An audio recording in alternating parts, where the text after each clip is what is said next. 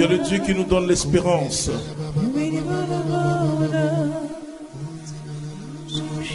Oui, et l'amour que tu portes est comme émoussé par tant de difficultés. Et finalement, tu te poses la question envers l'autre si vraiment c'est le même amour. Et le Seigneur vient te répondre en te disant oui, c'est le même amour. Mais tu as laissé cet amour s'étouffer par tant de considérations. Alors tu permets au diable d'agir dans votre foyer. Et je prie mon Dieu pour que le Dieu grand et fort maintenant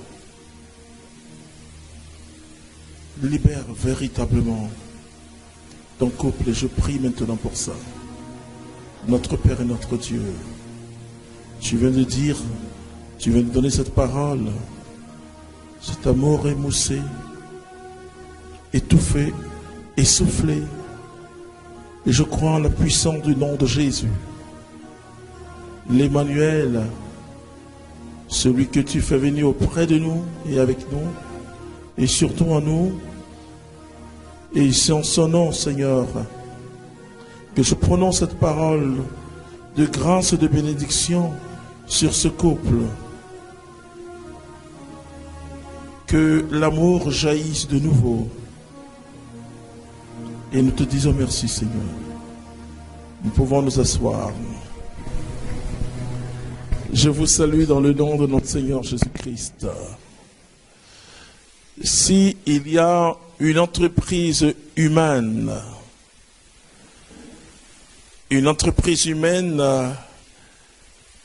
et pour diriger, la seule entreprise humaine que nous ne pouvons pas diriger avec simplement notre intelligence ou même nos diplômes, c'est le mariage.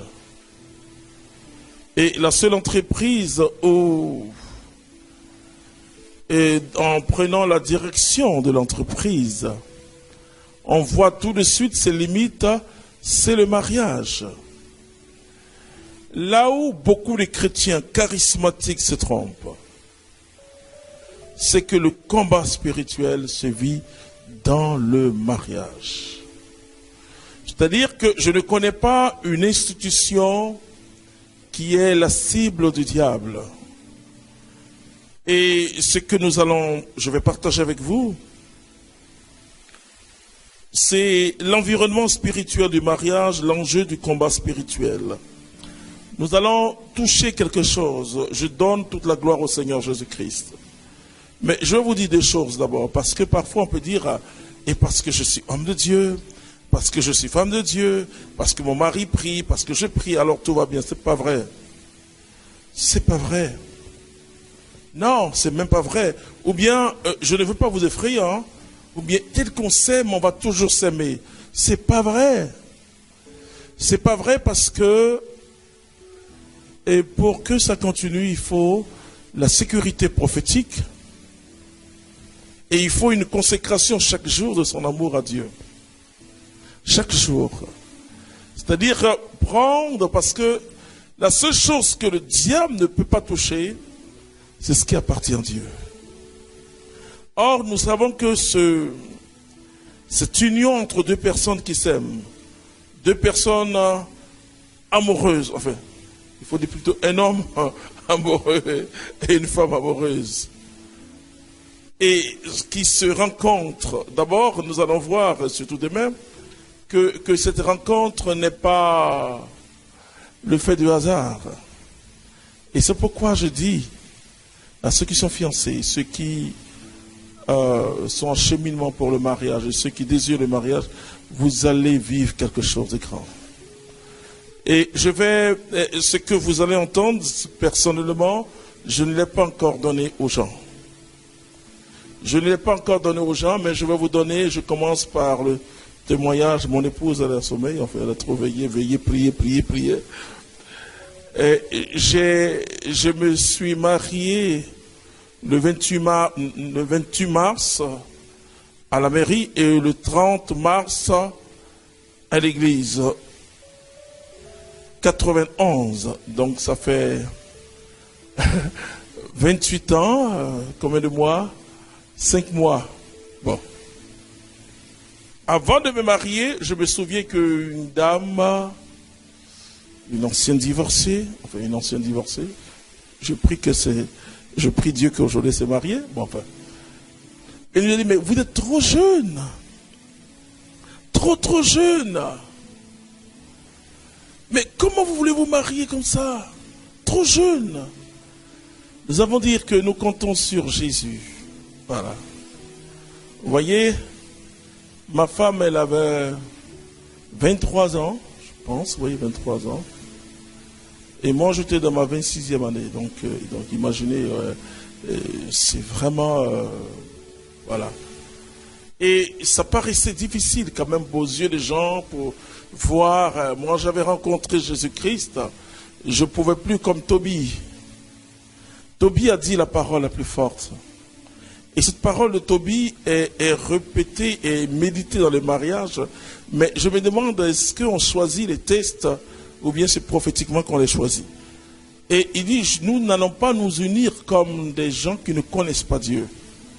Il a invoqué Dieu. Mais ce que Tobie a fait à Sarah, c'est ce que nous devons faire chaque jour. Et nous avons mis notre confiance au Seigneur, dans le Seigneur Jésus-Christ. Et je crois, il y a 3 ans, nous avons fêté notre 25e anniversaire de mariage. Et on a mis la fidélité divine. Et je vous assure que la fidélité ne dépend pas du fait que j'aime ma femme ou j'aime mon mari, mais parce que j'aime Dieu. La fidélité, c'est par rapport à Dieu. C'est par rapport, d'ailleurs, quand vous lisez Matthieu chapitre 19, où il est parlé du divorce, mariage et divorce, Jésus dit, on peut divorcer en cas de quoi? Hein? Non, d'infidélité. Mais ce n'est pas une infidélité vis-à-vis de ta femme, hein, ni de ton mari, mais une infidélité vis-à-vis de Dieu. Et tu vas prendre ce texte, je vais mettre l'accent parce que, vous savez, il y a eu tellement de commentaires sur ce texte que finalement, beaucoup ne prononcent plus, même dans les commentaires, le mot infidélité, mais je vous dis que c'est pas infidélité et je vais... c'est Matthieu chapitre 19. Hein. Voilà. Et cette prostitution dont il parle, c'est l'infidélité. Vous allez lire B. Ok. Voyez le verset 9. Or, je vous le dis, quiconque répudie sa femme, pas pour prostitution, et en épouse une autre, commet un adultère. Maintenant, vous savez que quand vous lisez la Bible, il faut revenir toujours au bas des pages. Je vais vous dire comment. Vous voyez la petite lettre B, qui a une autre version de la Bible, qui a la Bible de Tob ou de Jérusalem, du second, enfin. Voilà. On va relire ce texte, voilà. Oui. Oui. Le verset 9, oui. Voilà. Ouais. Ça, c'est quelle Bible, là? 8 secondes. Qui a la Tob? Et qui a le français courant? Oui. Dans lui, voilà. Si un homme renvoie sa femme, alors qu'elle n'a pas été infidèle, et en épouse une autre, il commet un adultère. Vous voyez le mot infidèle? Mais le mot infidèle est mieux traduit ici par la prostitution, et ça veut dire l'idolâtrie, c'est-à-dire que quand c'est contre Dieu, c'est-à-dire que c'est l'infidélité vis-à-vis de l'attachement à Dieu. Vous comprenez?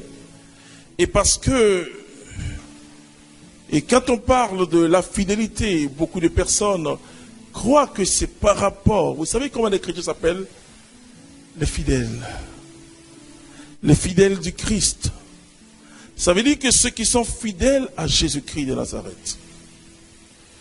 Et donc, cette entreprise qu'on appelle le mariage, c'est même pas des conseils. Ce ne sont même pas des principes moraux, oui, et comme on le dit souvent dans la préparation, et priez ensemble, ne discutez pas devant les enfants, mais quand ça vous prend devant les enfants là, ou même prier ensemble là, c'est quand on s'entend.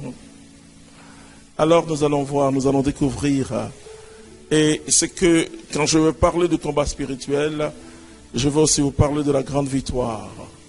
Je peux vous dire, en tant que témoin, c'est pourquoi j'encourage.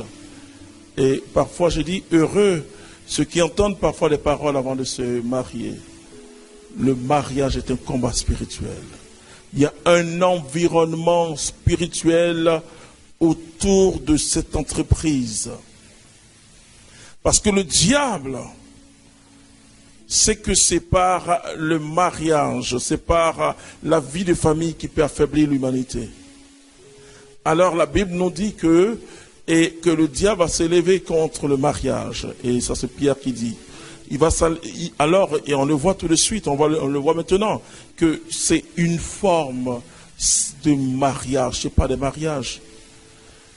Deux hommes ensemble, deux barbus ensemble, je ne sais pas comment ça se fait. Voilà, c'est ça.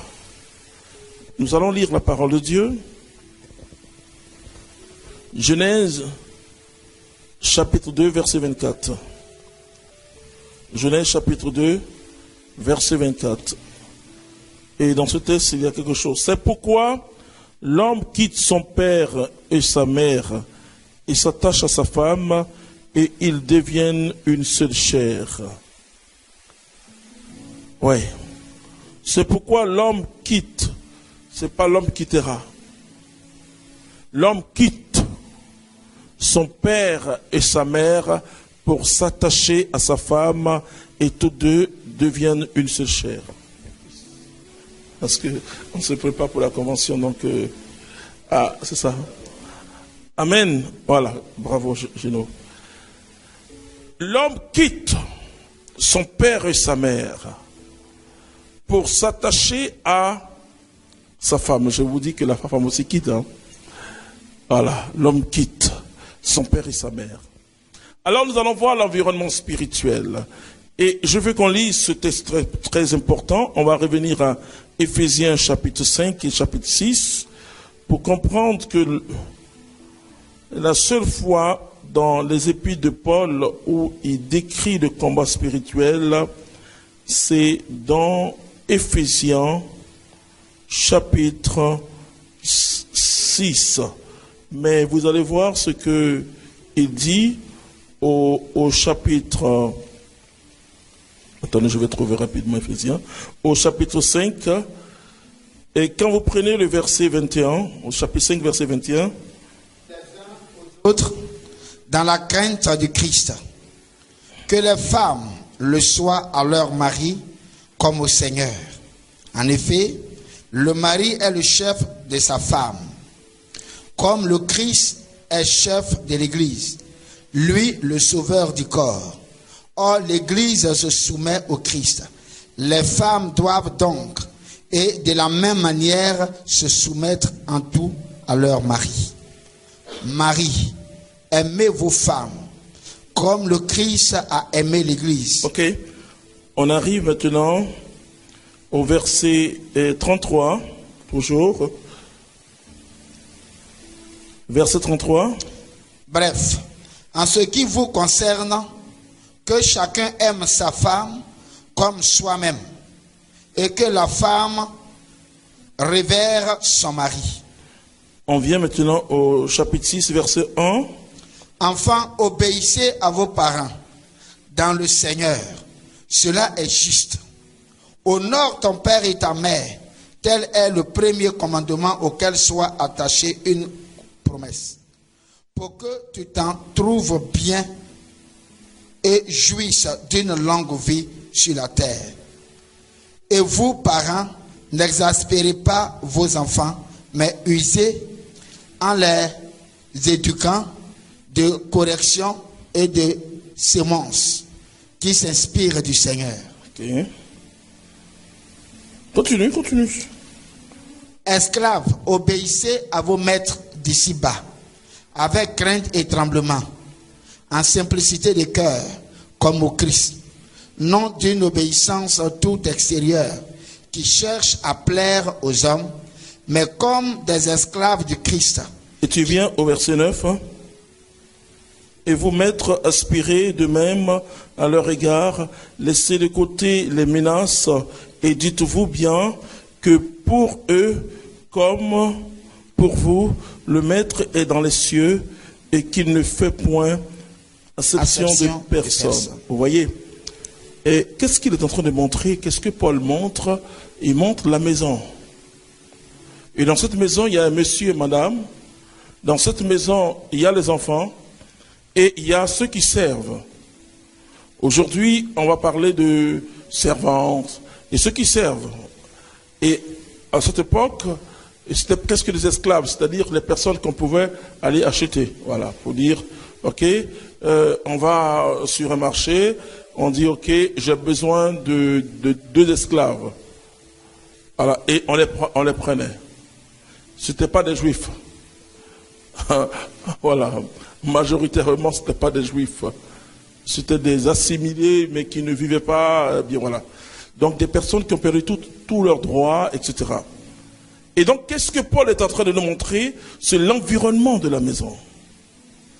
C'est l'environnement de la maison. Alors, tu vas prendre le verset 10. Vous allez voir ce qu'il va dire. En définitive. C'est-à-dire que j'ai parlé du mariage. J'ai parlé de comment les enfants doivent vivre, comment les parents doivent élever leurs enfants. J'ai parlé de tous ceux qui travaillent dans la maison. Mais maintenant, en définitive. Rendez-vous puissants dans le Seigneur. En résumé de tout ce que je vais dire, rendez-vous puissants dans le Seigneur. Et dans la vigueur de sa force. Dans la vigueur de sa force. Revêtez l'armure de Dieu. Revêtez l'armure de Dieu. Pour pouvoir résister aux manœuvres du diable. Oui, mais c'est quand même étrange. Il parle de la vie armaisonnée. Vous savez, dans la Bible, pour parler de quelqu'un, on dit il est de la maison de David.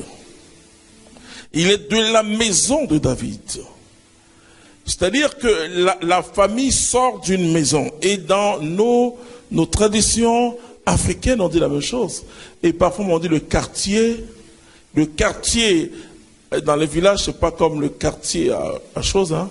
Quand on dit tu es dans ces tribus, comme les Israéliens, on se dit de la tribu, les Israélites, parce qu'il y a une différence entre Israéliens, au lieu de ça, Israéliens, avant c'est Israélites. Et donc, entre la tribu de Jacob, la tribu de... Et toutes ces tribus, toutes ces personnes, vous voyez, avaient été attachées, avaient une racine. Et c'est pourquoi dans la Bible, même quand on parle d'un prophète, on dit il est sorti de telle maison.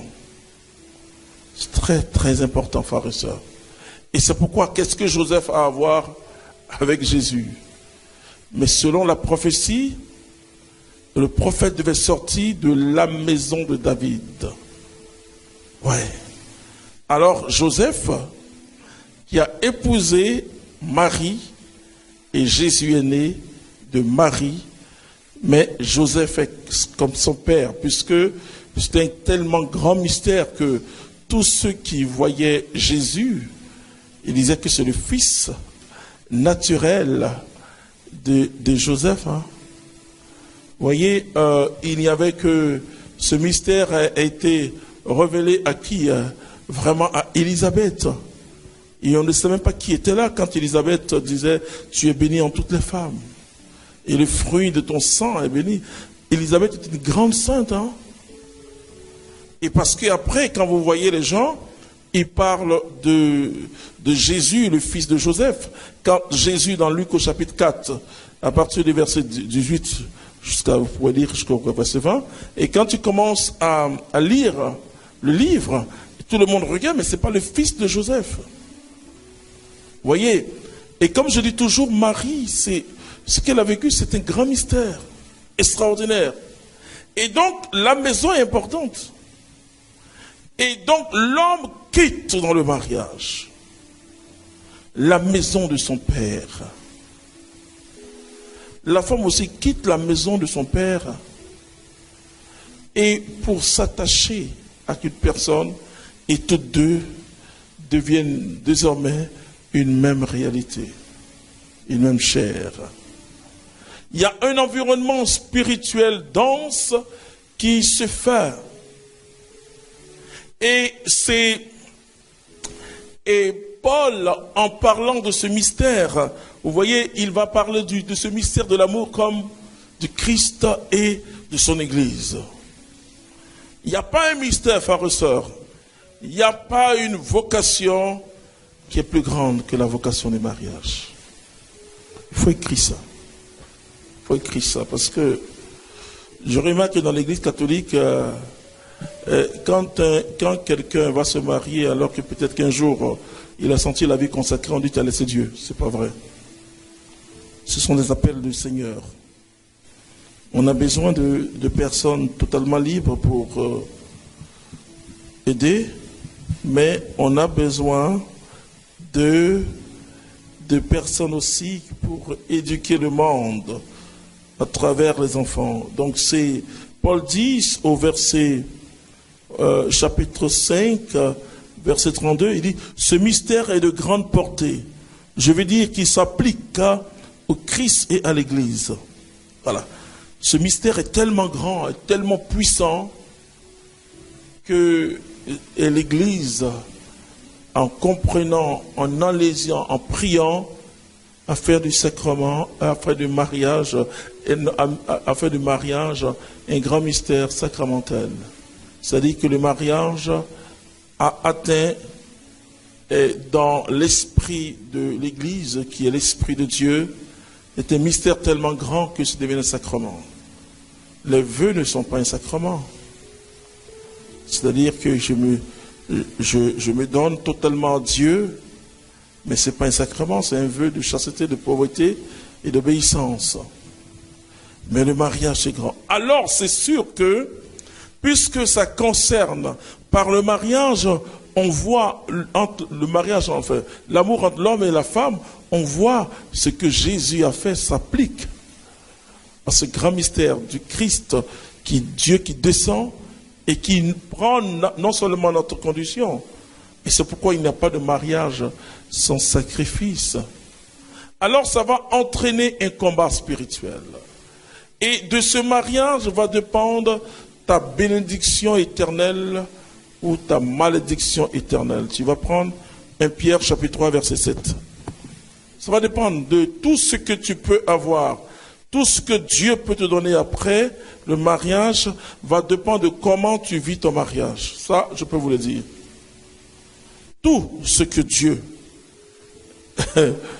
peut te donner va dépendre de comment tu vis ton mariage. 1 Pierre chapitre 3 verset 7. Pareillement, les maris menaient la vie commune avec compréhension, comme auprès d'un être plus fragile, la femme. Accordez-lui sa part d'honneur, comme cohéritière de la grâce de vie. Ainsi, vos prières ne seront pas entravées. Et quand je prends ça, et quand je reviens à Éphésiens chapitre 12, chapitre 6, verset 12, qu'est-ce que la Bible dit? Ok, je vais te dire ça. Car ce n'est pas contre des adversaires de sang et de chair que nous avons à lutter, mais contre les principautés, contre les puissances, contre les régisseurs de ce monde de ténèbres, contre les esprits du mal qui habitent les espaces célestes. Je ne connais pas un lieu où le diable peut mettre autant de haine dans le cœur que quand ça ne va pas dans un foyer. Mais je vais vous dire pourquoi il le fait. Vous allez prendre Deutéronome chapitre 18. Deutéronome chapitre 18, je vais vous dire. Voilà. À partir de 10. Oui, à partir du verset 10. Vous allez voir tout ce que la Bible dit. Hein. On ne trouvera chez toi, vous voyez, on lit. Personne qui fasse passer. On ne te verra chez toi, dans ta maison. Quand on dit chez toi dans la Bible, c'est dans ta maison. 18 à partir du verset 10. Deutéronome 18 à partir du verset 10, ouais. On ne trouvera chez toi personne qui fasse passer au feu son fils ou sa fille, qui pratique divination, incantation, mantique ou magie.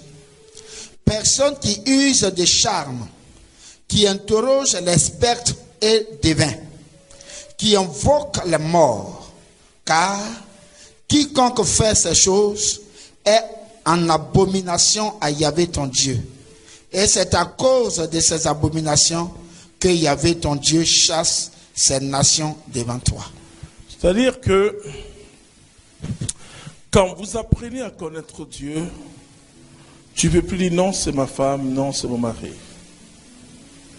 La vie de ton mari ou la vie de ta femme dépend de toi, ton attachement d'abord à Jésus-Christ. Et si tu n'es pas attaché à Jésus-Christ, si Jésus n'est pas ton sauveur et ton Seigneur, c'est sûr que tout cela peut t'arriver comme malheur. Et je vous fais lire après Deutéronome chapitre 28 où on parle de la bénédiction du verset 1 jusqu'au verset 4 et de la malédiction du verset 15 au verset 30. C'est-à-dire que si tu ne vis pas conformément au mariage, tu verras. Tu vas prendre Hébreux chapitre 11. Non, Hébreux chapitre 13, pardon. Et là encore, la Bible nous aide à comprendre l'enjeu, tout l'enjeu spirituel dans le mariage. Frères et sœurs, tu prends à partir du verset, je vais te dire, tu prends le verset 4. C'est-à-dire, chapitre 13, verset 4.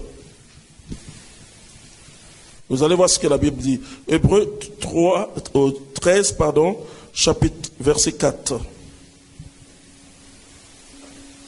Que le mariage soit honoré de tous et le lit nuptial sans souillure, car Dieu jugera fornication et adultère. C'est-à-dire que heureux les couples qui n'ont pas connu l'adultère. Et ça, je vous le dis en toute sincérité, parce que je vous parlerai du combat spirituel. Et je prie le Saint-Esprit que vous ne puissiez pas connaître ça. C'est un désastre spirituel. C'est le démon vient prendre son quartier général dans ce couple-là. C'est la souffrance dans tous les sens. C'est un lien que je ne peux pas décrire. Vous savez, quand la Bible montre quelque chose comme un mystère, il faut pas vous amuser. Et qu'est-ce que Paul dit l'Eucharistie? Il dit que ceux qui prennent l'Eucharistie sans discernement en quoi? C'est dans quel verset, Stéphane? C'est dans quel verset Paul dit ça? Dans quel chapitre? Qui prennent sans discernement. Tu vas voir ça dans 1 Corinthiens chapitre 11. Il dit, c'est pourquoi il y a beaucoup de malheurs, de maladies entre vous, parce que vous prenez le corps de Christ sans discernement. C'est-à-dire que tout ce qui est mystère de Dieu, et c'est pourquoi il faut dire aux gens qui s'amusent à séduire les oins, et surtout ceux qui ont reçu, parce que c'est une question de sacrement. C'est une question de sacrement. Vous voyez par exemple, celui qui adore les fétiches, qui n'est pas baptisé, il n'est pas baptisé. C'est vrai qu'il a la malédiction, mais celui qui est baptisé et qui adore les fétiches, c'est une malédiction totale sur sa vie. L'autre lui baigne dedans. Et la faute du baptisé qui va adorer les rivières est une grande malédiction. Et donc, celui qui s'amuse, par exemple, à séduire un consacré, ou à coucher avec quelqu'un qui a fait un vœu, mais je ne sais pas. Non, je vais vous dire comment Dieu peut pardonner, mais c'est... C'est-à-dire, tu as engagé, vous savez, on parle de pronostic vital, mais je dis, tu as engagé le pronostic de vie éternelle. Dieu, parce qu'il faut, vous savez, dans l'église catholique, il y a certaines fautes où il faut l'évêque. Bon, c'est vrai que maintenant, vu la pastorat qui se développe, l'évêque donne ce pouvoir par Jésus-Christ. C'est pas le pouvoir de l'évêque, mais c'est par Jésus-Christ. Et l'évêque donne cela à certains prêtres. Par exemple, l'avortement. C'est certains prêtres ou l'évêque seul qui peut. Donc, tout ce qui touche au mystère de la vie, tout ce qui touche entraîne. Et vous voyez vous entrez chez les couples, il y a une grande malédiction dans la maison. Mais le diable peut entrer et sortir. Il peut bloquer tes choses, il peut faire ce qu'il veut, et tout simplement, tout simplement parce qu'il y a eu adultère ou péché contre un grand mystère. Ah oui. Ne vous mariez pas. Si vous n'êtes pas sûr de marcher avec Dieu. Ça, ne se marie pas parce que on aime une femme ou un homme. Hein. Ou bien, et comme le dit l'apôtre Paul, c'est-à-dire, mieux vaut rester comme ça, quoi. Et l'adultère fait entrer toute une légion de mauvais esprits dans le foyer. Vous allez voir que les enfants, l'éducation est bizarre. Vous allez voir que l'atmosphère de la maison n'est plus. Parce que le démon s'est installé. Fini, hein? Il faut que le Saint-Esprit, parce que, je vais vous dire aussi une chose en tant que théologien, il ne faut pas blaguer les chrétiens. Si je viens à la confession, et dans le but simplement d'effacer un péché, alors c'est grave. Je viens dans le but de ne plus recommencer le péché. Est-ce que vous me comprenez? En ce moment-là, Dieu efface, oubliez ça. Même quand le diable vous accuse, dites c'est ça. Ça veut dire que tu es en situation d'adultère. Mais comme c'est Pâques, comme on appelle ça, Noël, tu te confesses. Et tu sais que tu n'as pas renoncé. Et c'est terminé. Je ne vais pas vous effrayer, hein. Mais je parle d'abord en tant que une personne qui est mariée et qui, par la grâce de Dieu, reste fidèle à Dieu. Donc, si je reste fidèle à Dieu, je reste fidèle à mon épouse. Et qui sait comment le diable peut affaiblir des personnes à travers la fornication. Paul dit tout péché. Tu vas prendre 1 Corinthiens chapitre 6 à partir du verset 14. Tout péché que... C'est pas la morale. Moi, je ne prêche jamais la morale, je prête l'évangile. Et je dis à tous ceux qui veulent se marier, dès que vous entrez dans la fornication, vous allez voir que le mariage va s'envoler. Parce que le diable, parce qu'il voit que la bénédiction du mariage est là, alors il vous fait tomber dans la fornication pour que la bénédiction s'envole. Ok? Ok, tu prends à partir du verset 14.